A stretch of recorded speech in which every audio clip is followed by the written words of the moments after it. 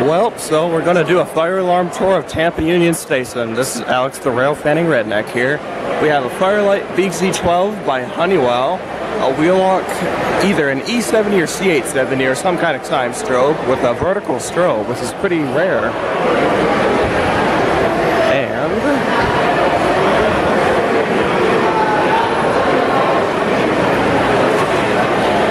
we have another Firelight BZ12 by Honeywell and another wheel lock time strobe. Excuse me.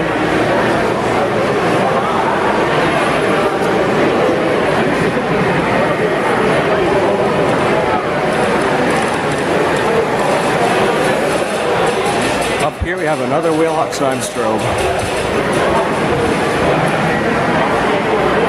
Firelight BZ12 and wheel lock time strobe again.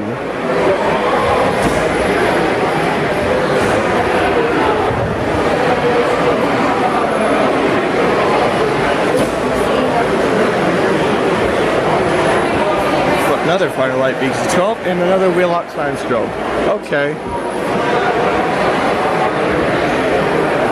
And another wheel lock time strobe on there. So that's the end of the fire alarm tour.